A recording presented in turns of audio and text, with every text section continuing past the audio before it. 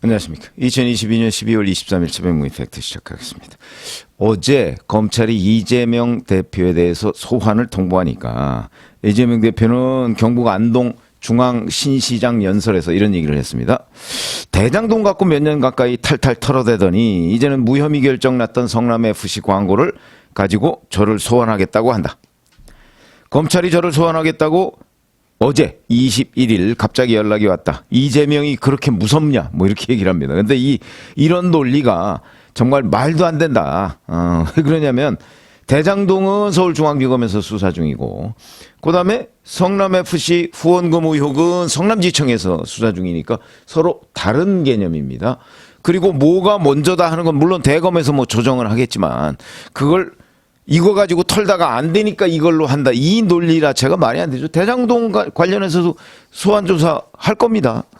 그렇기 때문에 말이 안 되고 이게 뭐 이재명이 무서워서 그런 게 아니고 문재인 정부 때 수사를 해야 되는데 수사를 안 하니까 그걸 지금 다시 들여다보고 있는 거다. 여기에 대해서 이재명 대표 측이 이렇게 얘기합니다. 성남FC 광고비 이거하고 각종 용도 변경 뭐 이런 거하고는 무관하다고 얘기를 하고 있거든요.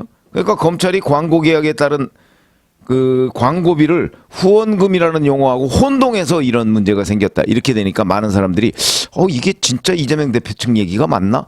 법리상으로 제3자 뇌물죄가 성립하나? 뭐 이런 의문을 갖게 됩니다. 그래서 그 심지어 기자도 저한테 그걸 묻더군요.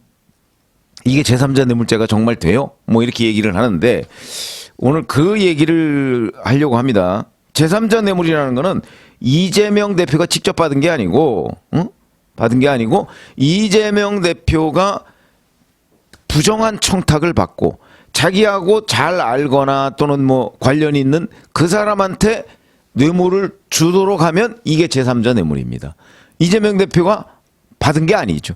본인이 받았으면 본인 뇌물이죠. 그런데 본인하고 잘 알거나 특수관계에 있는 사람이 뇌물을 받도록 했다. 그게 제3자 뇌물죄라는 겁니다. 지금 얘기하는 이 성남FC 후원금이 딱 거기에 해당합니다. 전형적인 케이스다. 법률상으로 이렇게 되어 있습니다. 공무원이 본인이 뇌물을 받은 게 아니더라도 직무와 관련해 부정한 청탁을 받고 제3자에게 뇌물이 전달되도록 한 경우 이렇게 되어 있습니다. 두 가지가 요건입니다. 부정한 청탁을 받고 그다음에 제3자에게 뇌물이 전달되도록 하면 됩니다. 이거는 결국 대가성이 있다는 얘기죠. 이게 유죄로 인정되면 5년 이하 징역 또는 10년 이하 자격정지 이거에 해당하는데 어제 검찰이 이재명 대표에 대해서 소환 통보를 하니까 김의겸 대변인이 이렇게 설명을 합니다. 성남FC 사건은 어려움을 겪고 있던 성남FC를 성남시가 인수해서 살려놓은 것이고 이재명 당시 성남시장은 이를 위해서 열심히 뛰었다. 이런 걸 가지고 수사를 한다면 경남지사였던 홍준표 대구시장부터 여당 단체장부터 수사하고 조사하고 처벌해야 할 것이다. 이렇게 얘기를 했습니다. 여기에 많은 허점이 있죠. 바로 홍준표 대구시장이 페이스북에다가 글을 올렸습니다. 이재명 성남시장과 같은 법조인 출신이지만 나는 대가성 있게 성금을 받으면 제3자 뇌물죄가 된다고 보았기 때문에 그런 짓을 하지 않았고 이재명 전 성남시장은 그것도 모르고 대가성 있는 뇌물을 받았던 것이다. 자꾸 말 그렇게 하면 감옥 간다. 뭐 이렇게 얘기를 했는데 여기에 핵심 포인트가 있습니다. 대가성 있는 뇌물을 받았느냐 안 받았느냐 거기에 차이가 있는 거죠. 그래서 홍준표 대구시장은 안 걸린 거고 이재명 성남시장은 걸린 거다. 이렇게 보시면 되고 물론 이런 건 있습니다. 홍준표 당시 경남지사가 경남FC 후원금이나 뭐 이런 걸 모금을 하고 다녔다. 그럴 경우에 그 모금 요청 여기 후원 좀 해주십시오라고 하는 그 요청을 받은 기업이 압박을 느낄까요? 안 느낄까요? 느끼겠죠, 당연히. 왜냐하면 인허가권을 가지고 있으니까. 그리고 여러 가지 행정적 제재 권한을 가지고 있습니다. 경남지사는. 그렇기 때문에 경남지사가 어느 기업에 가서 이것 좀 해주십시오. 라고 하면 그 기업들은 웬만하면 무리해서 합니다. 그러나 이거를 압박감을 느꼈다고 해서 그 압박감을 어떻게 측정할 수가 없는 거 아닙니까? 그러니까 그거는 일종의 행정 권력의 프리미엄 정도로 우리가 이해할 수 있는 거죠. 그리고 그건 법률적으로 문제를 삼기가 어렵습니다. 아까 얘기했듯이 부정한 청탁이 있어야 됩니다. 후원 자기가 예를 들어서 구단주로 있는 경남 FC에 좀 요새 운영이 쉽지가 않으니 운영을 좀 보태주십시오라고 하는 거를 부정한 청탁이라고 할 수가 있는가? 법률적으로 그렇지 않습니다. 그리고 거기에 대해서 대가성, 예를 들어서 해주시면 제가 어디 허가를 내드리겠습니다. 요러면 딱 걸립니다. 홍준표 당시 경남지사는 그걸 하지 않은 거고, 제가 보기에 이재명 성남시장은 똑같은 겁니다. 후원금을 모금하러 했는데 문제는 바로 이제 두산건설 한 케이스만 들으면 두산건설로부터 협약까지 맺었습니다. 병원 용지를 상업 용지로 좀 바꿔주세요. 부정한 청탁이죠. 병원 용지를 상업 용지로 바꾸면 뭐 땅값 등등 그 토지의 활용도가 몇 배 뜁니다. 두산건설은 어마어마한 이득을 취하게 되죠. 이런 게 부정한 청탁입니다.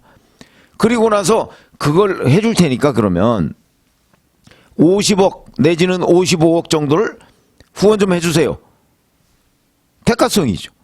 근데 그거를 이재명 성남시장은 그냥 받은 게 아니고 광고비 명목으로 받은, 이건 그야말로 명목입니다.